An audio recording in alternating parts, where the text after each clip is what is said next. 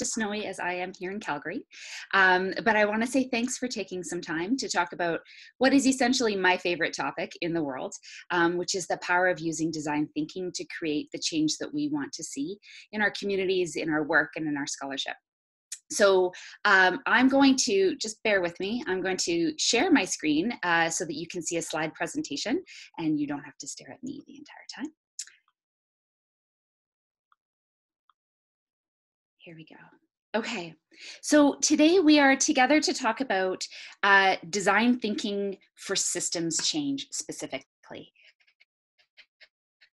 So my goal in this while is to talk to you about how we can create innovative, meaningful, and community-focused change using this tool that we call design thinking. One of the tricky things about what we're going to go through in the next 55 minutes is that I'm also going to try to convince you that design thinking is the worst name for what we're actually talking about here. And that there's a level beyond the buzzword that everyone's throwing around right now that is much, much, much more interesting.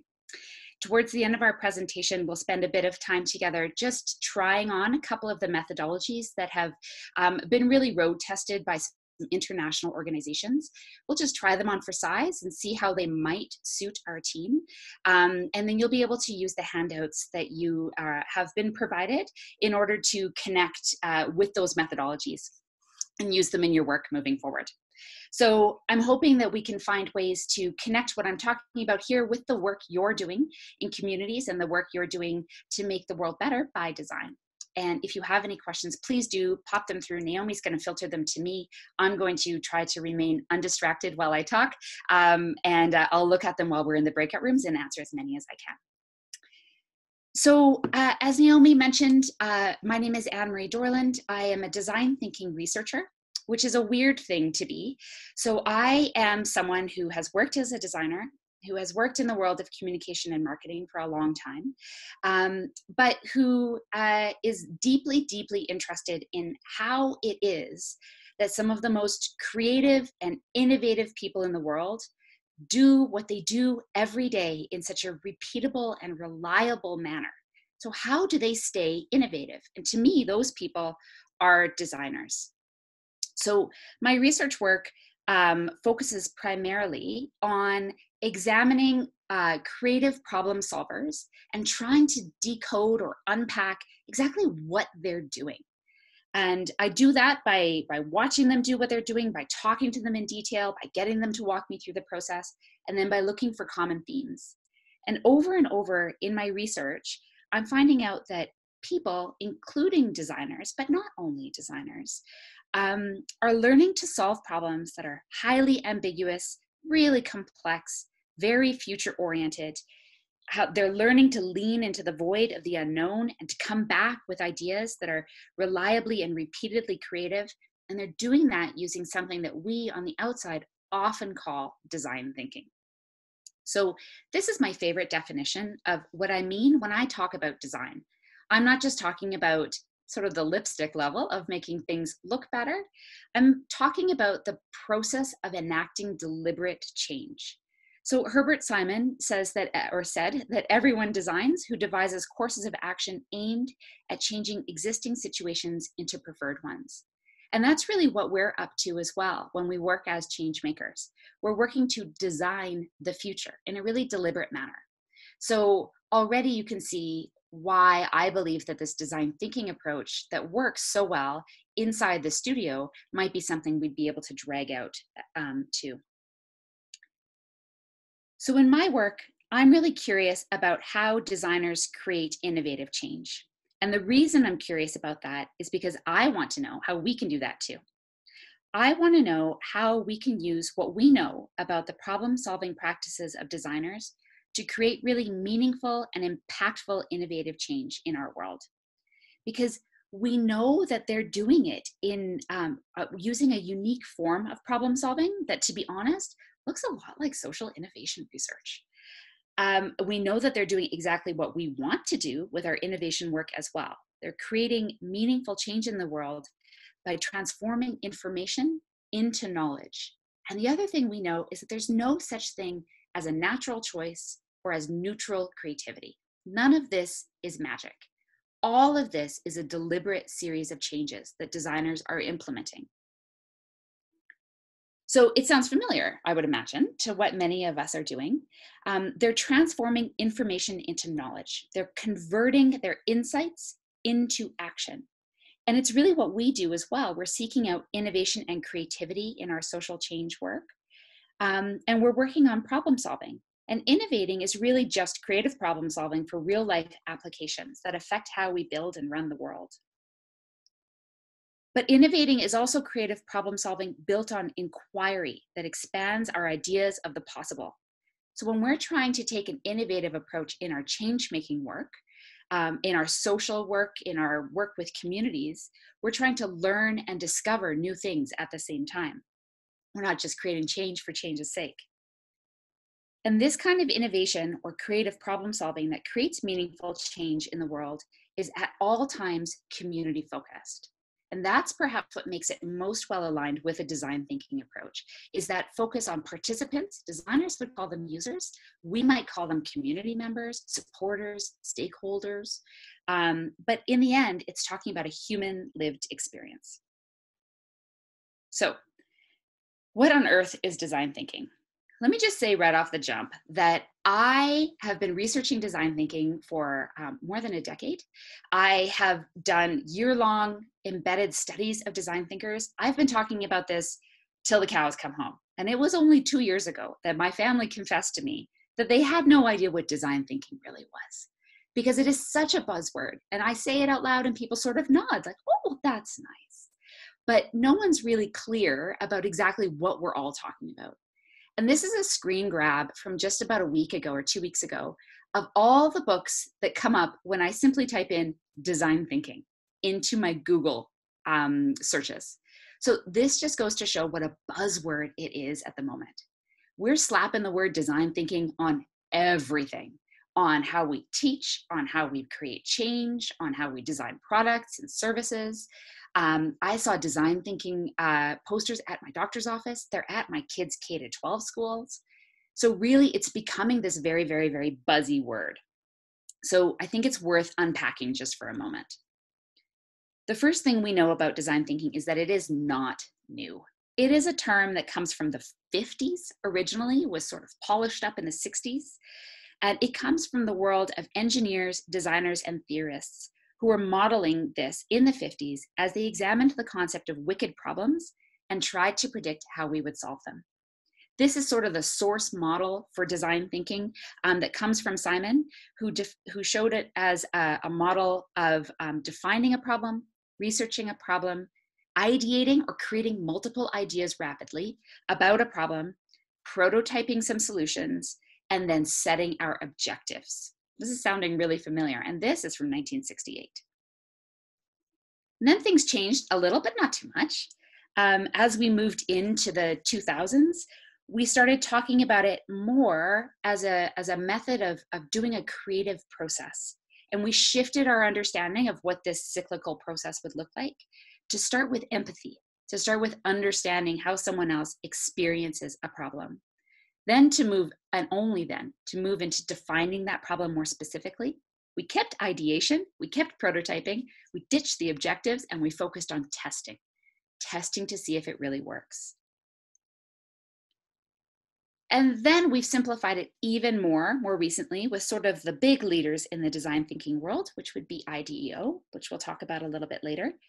And now they've kind of developed this model that covers all manner of sins, but can be really used for just about any type of problem, as long as the problem is human-focused, complex, and conditional, and influenced or impacted by human action. So you can't slap design thinking on something that is not human-focused. It just really doesn't work. You can't use it as a way to solve simple or unconditional problems. It doesn't work there either. And it's really, really hard to apply it to something that is not impacted or influenced by human action. Those are sort of the conditions in which it works best. And this means we can think about it as a tool or as a theoretical approach or as a way of knowing what is true in the world. But we can't think of it as magic. It's not magic. It's not a bibbidi-bobbidi-boo solution that we can sort of put onto a problem and hope if we put enough sticky tabs on it and we play enough design thinking games that somehow problem solves itself. It is an approach that that can be reduced to an oversimplified procedural process, but is really a different way of seeing the world.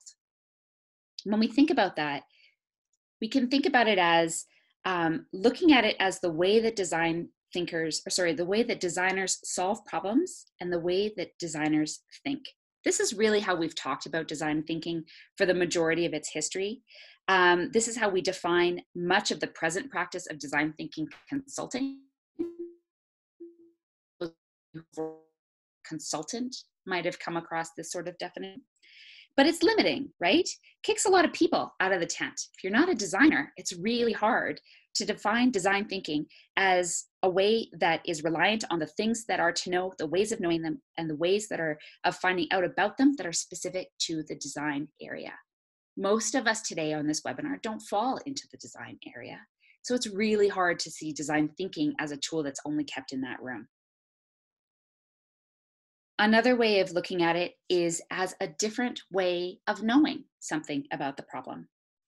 So this is really an approach that lies at the foundation of much of the early design thinking work. Thinking about it as a general theory of knowing means that it's subject agnostic. It is not only in the design world, it can be used elsewhere.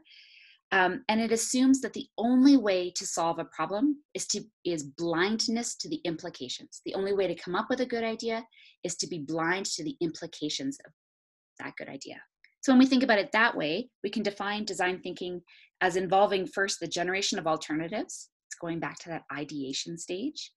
And then the testing of those alternatives against an array of requirements and restraints.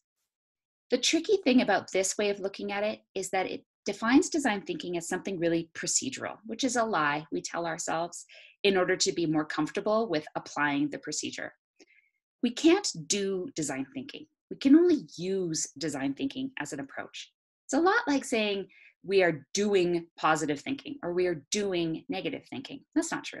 We're using positive thinking to see the world differently. We are using negative thinking to see the world differently. The last way of looking at design thinking is sort of as an organizational resource, a skill set or a toolkit that an organization can hone and develop and deploy towards solving a problem. So this means that it's a practice for decision making. This means that it's an organizational resource that we can cultivate to make our organizations stronger, to make our teams stronger. And it's a tool set that we can bring out to look at a problem differently. It's my favorite way of looking at design thinking. And it's the one I'm much more comfortable with because it focuses on that human-centered and complex problem approach. So when we're looking at design thinking as an organizational resource, we're looking at it as a human-centered and collaborative approach to problem solving that uses a designed mindset to solve complex problems. So here's what I use to define it. This definition did not fly with my family, so I have to tell you, it didn't help me much in that debate that we had, but it's the process the definition that I use to define it in my research work. So I think of design thinking as the deliberate practice of mental ambidexterity aimed at shifting reasoning and sense-making practices within a culture of change makers. So it means it's a way we can use that process creativity to solve disciplinary problems in new ways, to become more reliably and repeatedly creative, to nurture critical and growth mindsets, and to counteract the heuristics and the mental models, so the lazy shortcuts that our mind uses that lead us away from innovation and change. And to me, the most important words in that definition are that it's deliberate practice. It's something you have to practice to gain as a skill set. It's a muscle you gotta work. It relies on mental ambidexterity, so seeing things from multiple perspectives at any given time. It's a reasoning practice, so that means it's a way of making decisions, and it's a sense-making practice, which means it's a way of making sense of the world as well. So when we're doing design thinking, we're thinking really carefully about not using this model of understanding the future, which is a model we use all the time. We take all the data we have from the past up until right now, and we say, okay, given that, there's a bunch of patterns, I'm going to predict that the future is going to look just like the pattern I've experienced until right now. That's limiting, because if you don't know enough about multiple experiences of the problem, if you don't know enough about the different way this problem has come up in different situations, you come up with a single solution and you're stuck. What we're trying to do is move here to a world where we're searching out what we call the adjacent possible. So that's the possible future that lives right beside you. You can barely see it. It's in your blind spot. And to move from the present to the plausible, this might happen, to the possible, what if we could, to the preferable, imagine a future. That's the process that we're trying to get to. And what design thinking enables us to do is to do that by mapping multiple futures all at the same time and stress testing them to see which one might be most helpful, which one might work, which one is potentially terrifying, and then to move forward with the cyclical nature of testing those out. So one of the things I'm challenged with, as you can probably tell in what I'm talking about, is that to say design thinking is the way we should solve problems sort of assumes that you can just apply it as a series of steps and then you just have a better answer at the end, and that's not true. So this is my stoner definition of design thinking that I find much more helpful. We're not talking about design thinking as a thing. We're talking about the process of designing your thinking, which I recognize that makes it sound like I'm high on a Thursday at noon. But I will say that when you think about designing your thinking, you're thinking about the ways that other people, creative people, problem solvers, have deliberately designed their approach to solving a problem. In much the same way that designers deliberately design the way that you use a kettle, or they deliberately design the pathways you follow through a building, or they deliberately design the way you engage with a website.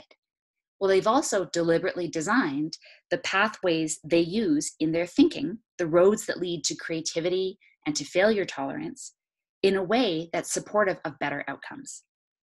So when we think about how they've designed their approach to thinking about problems to build in what they call affordances or allowances for specific kind of mindsets, that's really what we're trying to do as we hone this form of mental ambidexterity when we're working on design thinking. We're not thinking about just applying the 5 steps. We're thinking about developing our skills within each of those 5 buckets so that we can design our own and our team's approach to problem solving in a way that gets us to Creative Town just a little bit faster. That's what we're working on. There's a lot of ingredients in how we talk about a design mindset or a designed approach to thinking. We talk a lot about understanding the aptitude that we can develop. So that's the feel for the game that designers develop through participation in their community of practice. We can work really hard on developing our approach. That's the research-informed practice of creative problem solving. That's the design thinking skill set that you can develop there. And we can also work on developing our attitude. So that's our comfort level with failure, our comfort level with having some terrible ideas and some wonderful ideas, but none of them are personal reflections on our self-value. We can work on being optimistic and experimental. We can work on being human-centered and collaborative. And in the designers that I've researched and the creative problem solvers that I've interviewed, all of them have worked to hone these 3 categories of their design thinking approach. It never comes out that they just got really good at memorizing the steps or all of the tools that they could use. They worked on their aptitude, their feel for the game, their approach, the tools they would use, and their attitude, their comfort with failure and ambiguity in order to make that come to life in their problem-solving work. So it takes more than just the sticky tabs that design thinkers love to rewire your mindset. And that's really what we're talking about here. We're not talking about the skill set of just knowing the steps. We're talking about rewiring the way that you go through your creative problem solving process. So that means you're working on your empathy. You're working on your optimism. You're working on your iteration. So that's how many reps you can do of making ideas and how quickly. We're working on building your creative confidence. So that means creating a space where you can think about the generation of new ideas without getting hung up on whether or not you feel like a creative person or not, which is a real roadblock for a lot of people. We work on our making skills. So our making skills are what allows us to prototype an idea or get it out of our head. We work on embracing ambiguity, and we work on learning from failure. And the purpose of all of this is to convert our insights into enhanced creativity, increased innovation, improved ideas, and innovative team cultures. We know that applying a designed thinking approach to the way that we solve problems results in all of these things. It also results in three other really interesting characteristics that I feel like are lovely little side effects of taking a designed thinking approach. It enables us to move out a really traditional model of what we call failure attribution theory. Failure attribution theory suggests that we are very unlikely to attribute our failures, either as a team or as individuals, to our own personal disposition or our lack of abilities. We are very likely to attribute any failures we have as a team in trying to solve a complex social problem to a lack of resources, like having the wrong constraints or having not enough money, not enough time. So that's what we're very likely to do as our existing teams. And what the research that I've been doing shows is that when we apply a designed thinking mindset, these things switch. Teams become much more likely to identify how they have dropped the ball and how they have made a mistake, because they're much more comfortable with that after a design thinking process, and much less likely to do the honestly fairly useless work of just blaming the circumstances that exist, no matter what the team is up to, for their failures. The other thing that's really interesting is that when we engage with design thinking work or a designed approach to our thinking, what the research that I've been doing shows that we move out of this cycle of the 9 types of failure that have been identified, and we resort them in a really interesting way. So that's what this looks like. We often talk about blame-worthy failures as things like deviance, inattention, lack of ability in a team, right? Those are the things you get fired for. We talk about complexity-related failures as things like process inadequacy, task challenges, process complexity, or uncertainty. Those are the things that allow us to say as a team, it was just really, really hard. But we talk about intelligent failures as things like hypothesis testing, exploratory testing, and explanatory testing. Those are the things that when we do them and they don't work, we still get a gold star. So this is how the world normally works. After a design thinking engagement, what's really interesting is that those complexity-related failures, they move over and they become highly praiseworthy because we become much more comfortable with describing our process inadequacy as a learning opportunity, as describing the task challenge as an empathy opportunity, as describing the process complexity as a way for us to take a systems thinking approach, and as a way to get comfortable with the uncertainty of the problem, as a way to deal with how many different solutions in the ideation phase we need to make. And the last thing that I'm just going to nerd out on for a second is that when we take a designed thinking approach, it enables us to move between 2 modes of teamwork that Mitch Resnick from MIT has described as playpen or playground thinking approaches. So in a playpen thinking approach, which is what we commonly use in team structures, it's what things like brainstorming produce or making a list on the whiteboard produce. We're limited in our creativity. We're shy about popping out new ideas that might be horrifying. We're not comfortable with failing in front of our team members. Some of us don't have the social license to do that. We think about why something won't work before it will work. We're limited. We're inside the playpen. We only have the tools that we have at our disposal. We're not being creative in our approaches to solutions. After a design thinking engagement, the research that I've been doing is showing that we are much more likely to identify with what Resnick calls a playground mentality. That's where the structure is set, it's clear, what is available for play, but the boundaries of what's appropriate for play are blown right out of the water. Suddenly, you could use the tools that you have to do very standardized process-based work, or you can completely blow it out of the water as a team and come up with something much different. So after a design thinking engagement, most teams are working within a playground model of how they describe their process and not the playpen. And I think that's super duper cool. So the way we can create innovative change with this is that we can design our thinking to solve a lot of the problems we face as social innovators or change makers. We can design our thinking to increase our creativity, to generate new ideas, new ways of looking at existing problems. We can design our thinking to revalue innovation in our work, so we can help exploit new ideas and carry those new ideas out into the world.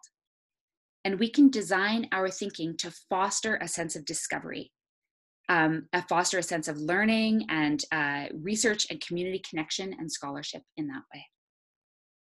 So now I'm going to get you to try this. Now that I've perhaps convinced you that it's misnamed, I've maybe convinced you that it's got some awesome side effects of using as a team, not just solving your problem, but also changing your team dynamic. I want you to give it a little try. So you've got a series of handouts. These are drawn from the inspiring team at IDEO, who's done some really groundbreaking and amazing work in this field.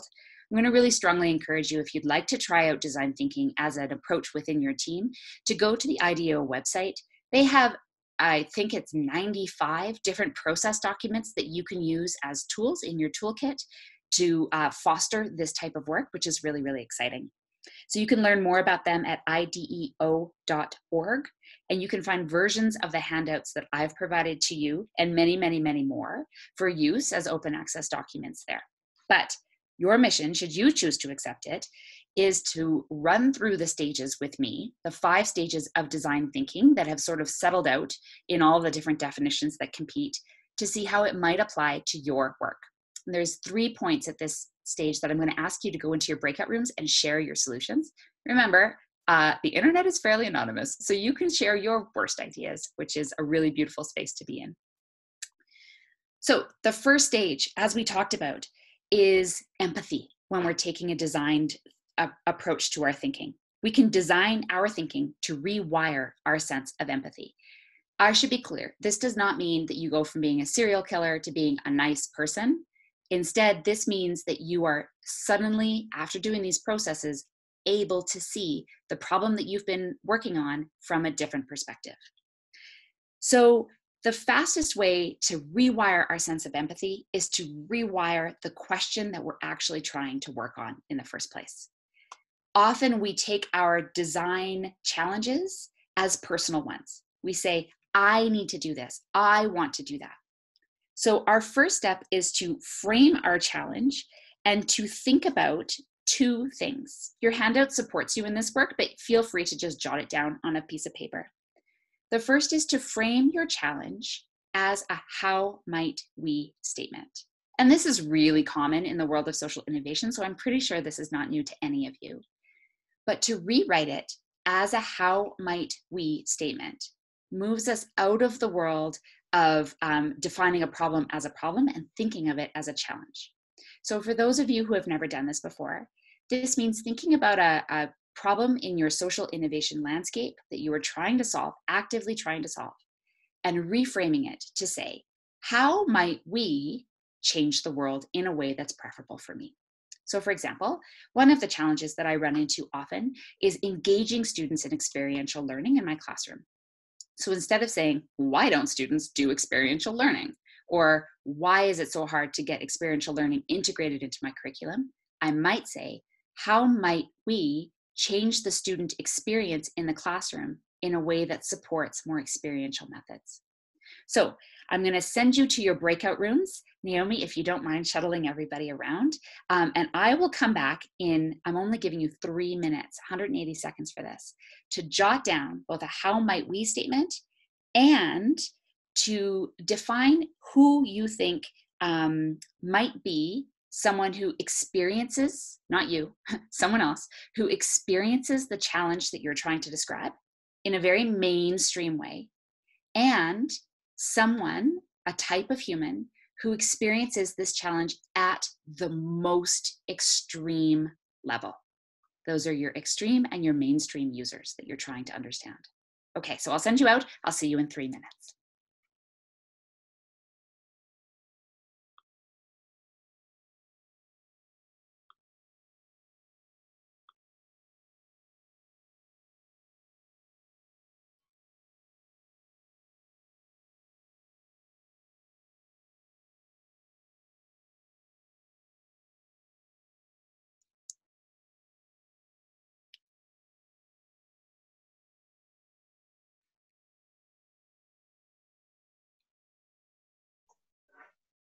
Thanks, AnneMarie, and I think everybody should be back now in the main session.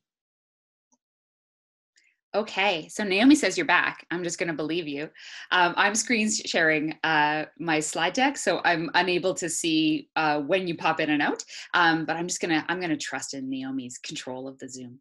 So the next phase that I'm going to get you guys to take on is to think about how you might design your thinking to embrace ambiguity. So a lot of the design thinking research really focuses on problem definition. And if I know anything about the social innovation space, it's that you are really good at understanding the complexities of your problems right off the bat. So instead, I want to encourage you to think about knowing what you don't know. So there's a lot of things about the challenges that we face as social innovators all the time that are so complex that we've stopped seeing them. And it's a bit of a forest for the trees situation, but it's also sometimes because we've stopped seeing how often the exact same problem pops up in other parts of the world. In design, when we're designing our thinking to embrace this sense of ambiguity or to learn more about, to define our problem, we're also often talking about participant-based research, which is really the key to all innovation. So participant-based research can be the difference between an innovation that works and one that doesn't. Some of my favorite examples are things like the Amazon home devices that researchers lived with people in houses for a really long time to learn, where did they put them? Where did they put them in the kitchen? Did they keep them in the garage? Did they keep them in their bedrooms? How loud does someone yell at them? If the assistant is a woman, what are we likely to say to her? If the assistant is a man, what are we likely to say to him? What kinds of questions do we ask? One of the most interesting things they came across was that when they would show up in the morning, usually after a weekend, the device would be unplugged and sometimes hidden in a closet. And it was only after quite a bit of participant interviews that they discovered that that's because there had been some intimate encounters on the weekend and people did not see the off button most clearly enough in order to be comfortable with having that device still plugged in their house.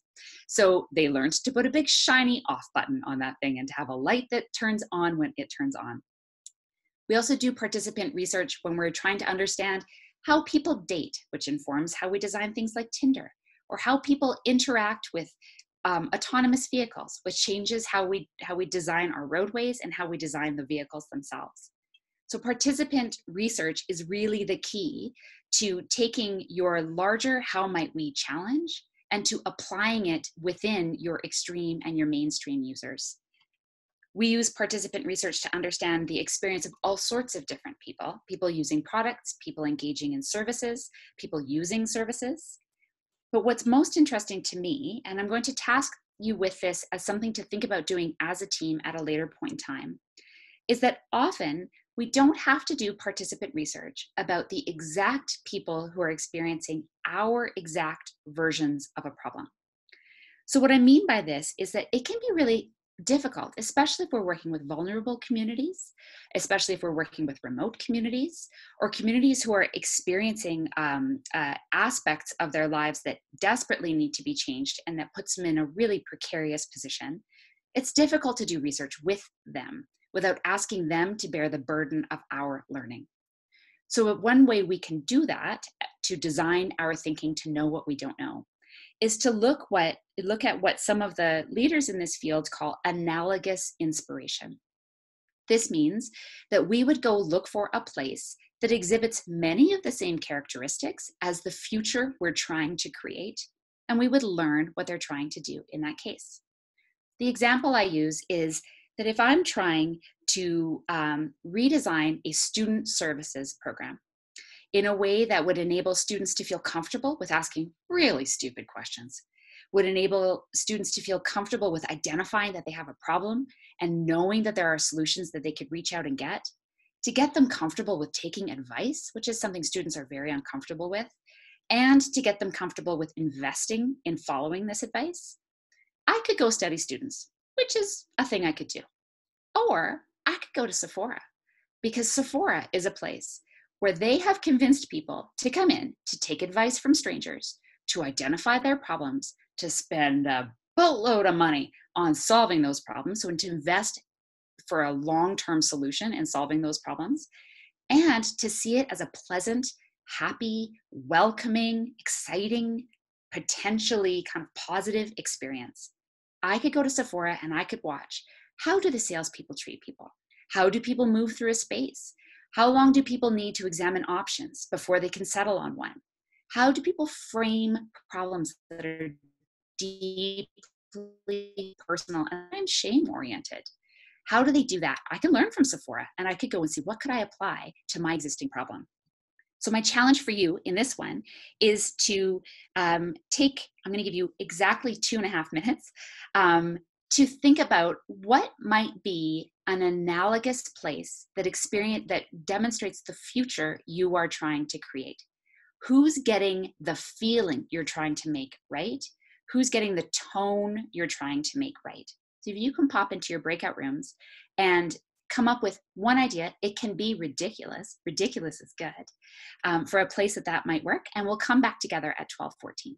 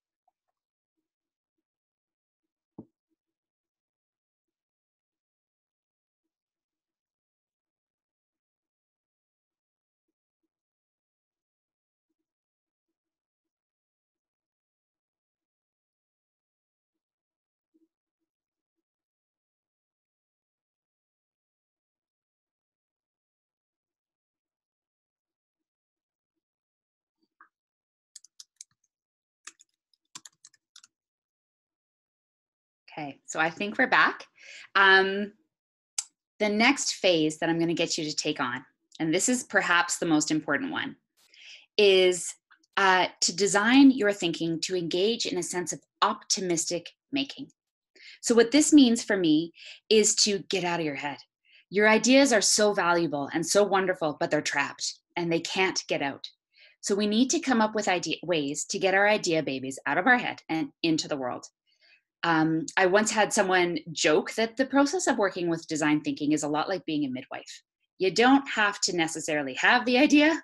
You don't need to take care of the idea, but you're using a process that's going to midwife this thing out into the world.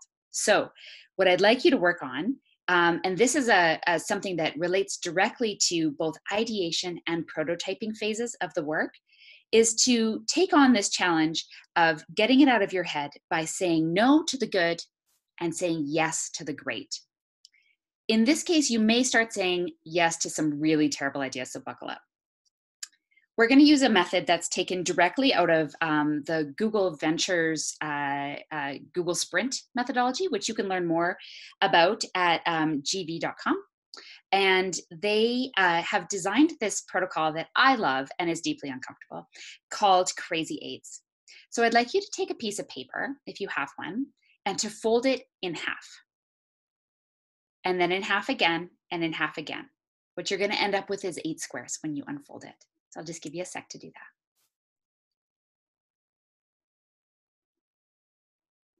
Now, the question of how many bad ideas can there be is there's an infinite amount of bad ideas, but there's something interesting in every one. So, the rules for Crazy Eights is that we're going to work quickly and under a high stress environment where I count down from 60 seconds in about 10-second gaps. We are going to come up with as many ideas as we can in exactly 60 seconds. I'm going to give you your prompt so you know how to go about doing this. But first, I'd like to remind you that if you get stuck coming up with an idea, please write or draw or doodle or reference or make a note to yourself about the stupidest idea you can possibly think of that would help you solve your how might we challenge. What you're going to do is 8 different ideas on this piece of paper, one in each square, that represent a possible solution to the how might we challenge that you've identified. Now, you've only had about 21 minutes to be working on this, so you're not going to get anywhere massive. Sorry about that. But this is a tool that we can use to generate a ton of ideas really quickly. And then there's several protocols that you can follow to go through how to evaluate these ideas, how to combine them, how to mix them together, and how to come up with something that your group would not have come up with had you just worked on brainstorming in a really public way facing one piece of white paper. So I'm going to start the timer, and what I would like you to do is to write down in each square or draw or doodle at least one in each square idea to help you get to the future that you're envisioning for your how might we challenge. And your time starts right now.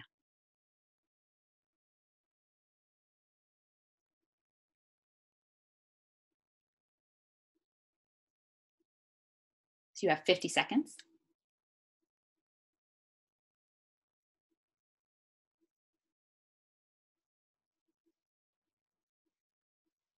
You have 40 seconds.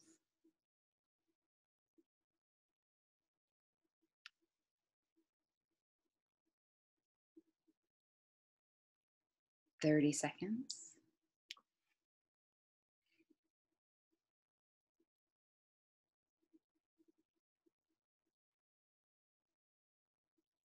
20.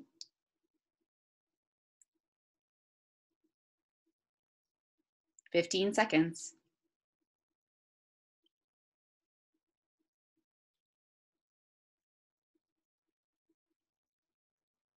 10, 9, 8, 7, 6, 5, 4, 3, 2, and 1.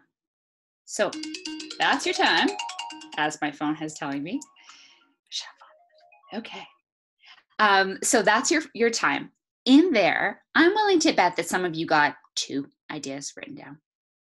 Maybe someone got to 8, which would be miraculous, but most of you will be at the 2 or 3 range. And what's stopping you is that you're evaluating the ideas as they come out of your head. You got to think of this as sort of like playing tennis against one of those ball machines where the balls just keep coming no matter what you do. It's exactly the same, except for now you're the ball machine. You're the idea machine. Anything is fair game when you're doing this. And sometimes the worse the idea, the better, because it gives us something to work off of and to talk about.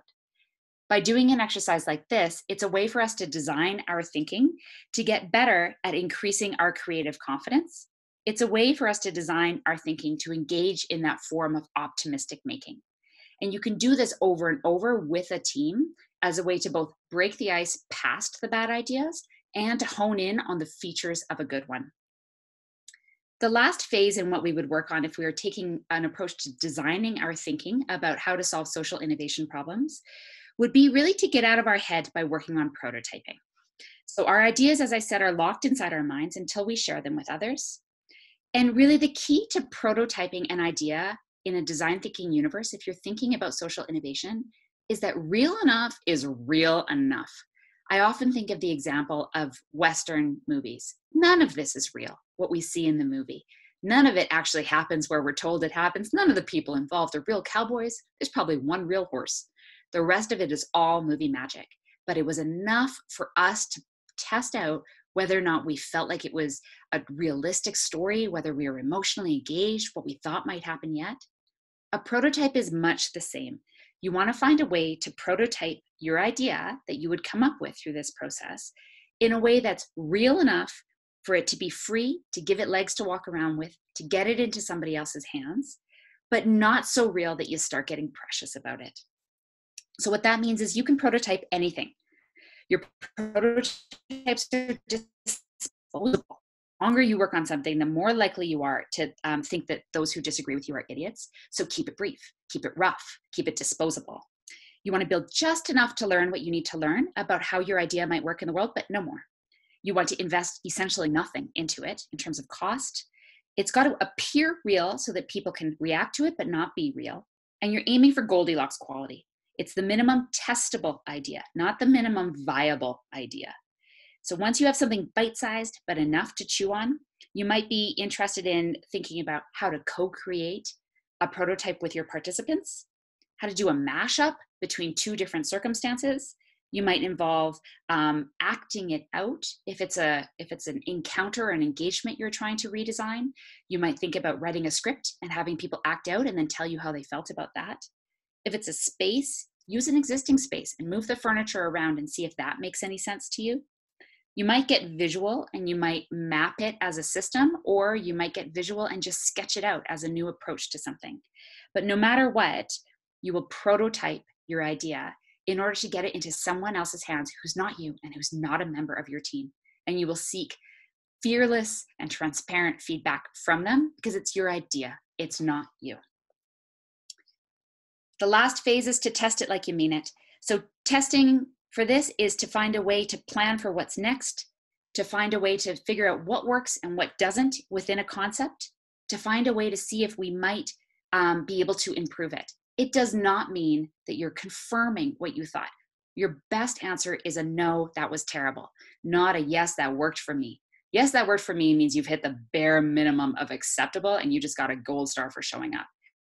No, that was terrible means you have something you can learn. And you'll analyze that data.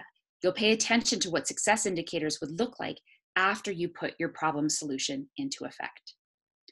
So before we break and before I say goodbye to you and maybe even answer some of your questions, if we have any, then I'm going to encourage you to think about how you might use this process with your team. You might be interested in applying it to an existing problem. Maybe it's a way to structure your future engagements with your community participants, but no matter what, it's something that you'll need to do in public with others. And with that in mind, I'm going to encourage you to engage with some light shame in getting you to commit to making a change in your practice. So this means to work on connecting with another person, potentially someone who is in your breakout room, and maybe tell them how you might like to engage with this form of work in your work moving forward. This might end up being a really good connection for you to keep yourself accountable and honest, but it also might be just a really great way to articulate what change you'd like to make in your practice moving forward. So we'll create a little bit of time for that right at the end, but first I just want to say that when we're talking about design thinking, we're not really talking about design thinking as a tool. We're talking about it as a way of designing our thinking, of designing our approach to problems to build in pathways to get us to creativity and innovation just that much faster and more reliably. We're talking about redesigning how we approach empathy, rewiring our sense of optimism, rethinking how we approach iterations, so generating lots of ideas really quickly, and the tools we can use for that, rethinking our sense of creative confidence and fostering that within our teams, rethinking how we prototype our ideas, how we bring them to life in a world that is low stakes and learning focused, how we embrace ambiguity, and how we learn from failure, how we fail early to succeed sooner. So those are the things that I think we can achieve through design thinking. And these are the things I'm hoping will create change in your practice as social innovators. So I'll leave it there. I will encourage you to bust into your breakout rooms and to share some of those, and I'll touch base with Naomi to see if we have any questions to answer.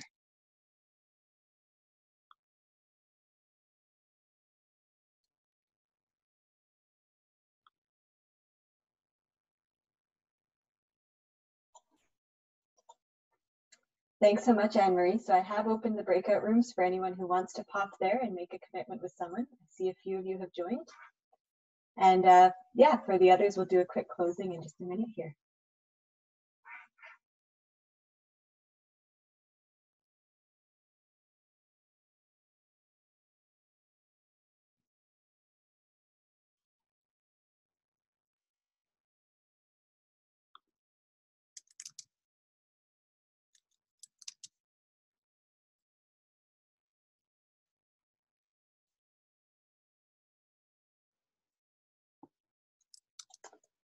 I'd also encourage, if anyone has a quick question that they'd like AnneMarie to address before we close, feel free to pop it in the chat here.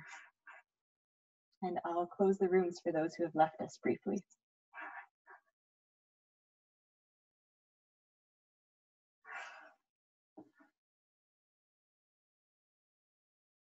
So Nora, I can see your comment that's popped up here that you'll be using this in creating some work for your fashion label. And I love hearing that, because I think design thinking is something we can use in creative work really effectively and in social innovation work really effectively. And when those two come together, that participant focus can be just so powerful.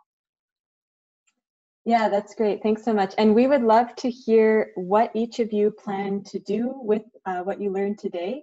What was useful, what you'd like to see different in future webinars. This is still a format that we're experimenting with. So we will be circulating the recording for this, a little survey for you, along with some of the different resources and links that AnneMarie mentioned today. And we'd love to hear from you in terms of what you hope to do and what kind of support you're looking for as you move forward in designing your thinking in new different ways. Maybe I could just answer a quick question that's come up from Eileen. She's asking what the difference is between conditional and unconditional problems.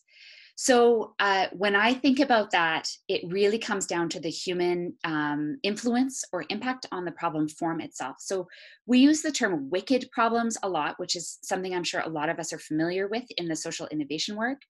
But the simplest definition of that is that a wicked problem is one that by solving it, creates new problem babies. So if you wanted to solve the problem of public transit in Calgary, you are automatically creating a new problem baby about road usage, which creates a new problem baby about bicycle transit, which creates a new problem baby about how we design the downtown core to be more accessible, which creates a new problem baby about where things are able to move forward. So you see, it's like this terrible Russian nesting doll kind of a move. So a conditional problem is one that has conditions around it. So it's a lot more like a wicked problem. An unconditional problem is one that just exists in the world, can be solved one time, and then you're done solving it. Does that make sense? World hunger is a conditional problem, but the process of digestion is an unconditional problem. Okay, I'm glad that made sense, because it went off-roading for a second there. So I'm glad that made sense. Thanks for that question, Eileen. And thank you so much, AnneMarie, for this really informative and interactive dive into this world. And I'm sure we could have spent hours more on this. But thank you very much for just taking the time to be here and to present to us. It was my pleasure. Thanks for having me, and happy design thinking, everyone. Yeah, feel free to reach out to either of us if you'd like more support or have additional questions. Thank you, everyone. Have a good one.